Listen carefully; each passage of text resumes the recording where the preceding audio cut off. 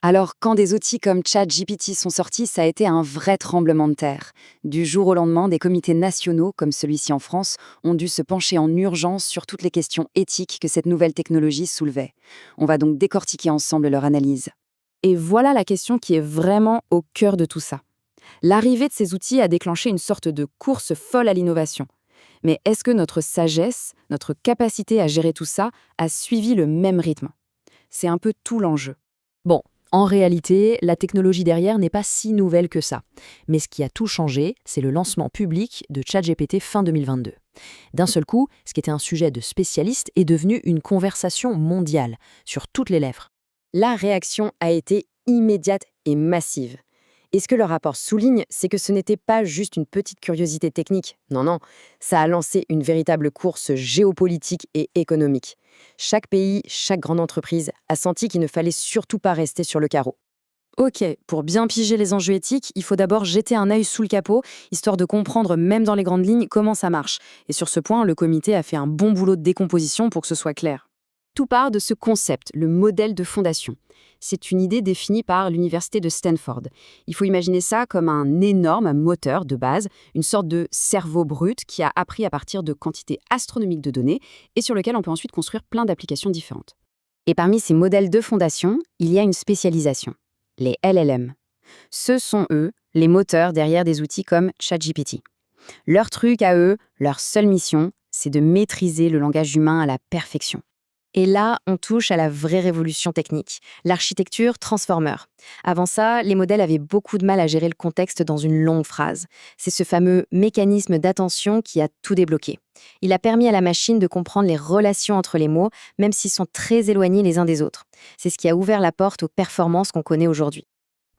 Alors, comment ça apprend, une IA comme ça? Le rapport explique qu'il y a 3 grandes étapes. D'abord, la machine lit une quantité phénoménale de texte sur Internet, sans aucun guide, juste pour détecter des schémas. Ensuite, on l'entraîne plus finement sur des tâches précises.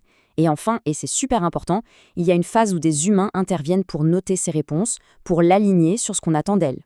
Bon, maintenant qu'on a vu la technique, on attaque le gros morceau, les dilemmes éthiques. Le pourquoi après le comment. Et le premier, c'est vraiment la clé de tout le reste.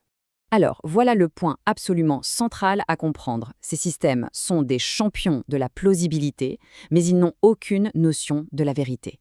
Ils ne raisonnent pas, en fait, ils se contentent de calculer quelle est la probabilité que tel mot ou bout de mot suive le précédent.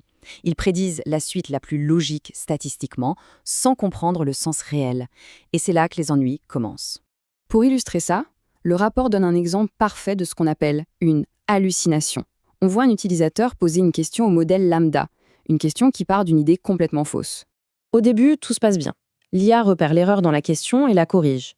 Elle a l'air factuelle, fiable, on se dit « Ok, elle sait que Gagarine n'est jamais allée sur la Lune ». Sauf que l'utilisateur ne lâche pas l'affaire. Il insiste, il maintient sa fausse affirmation, juste pour voir comment la machine va réagir. Et là encore, le modèle tient bon. Il répète la correction.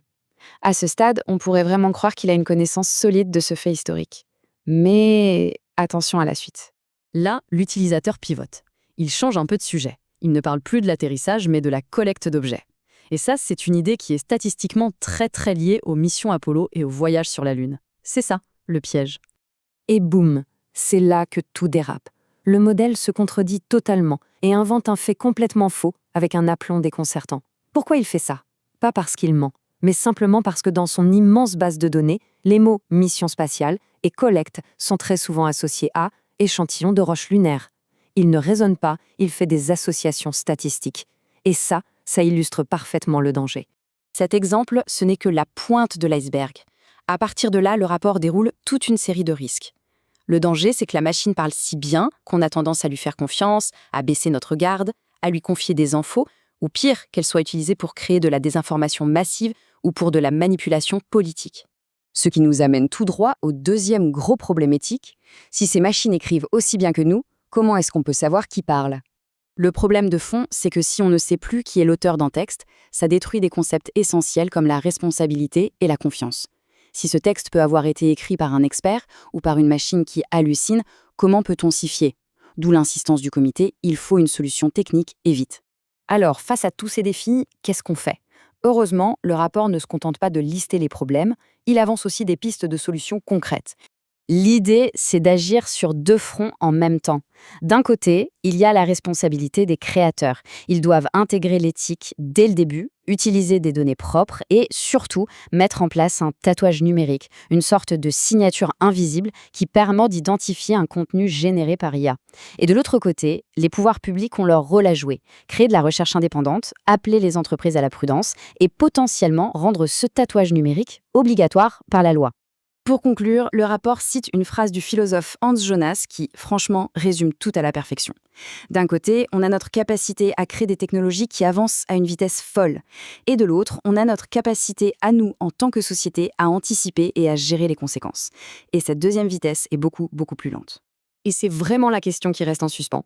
On a fabriqué des machines qui peuvent manipuler notre outil le plus précieux, le langage. Finalement, le vrai test, il n'est plus seulement technique, il est profondément humain. Avons-nous la sagesse nécessaire pour gérer la puissance que nous avons nous-mêmes créée ?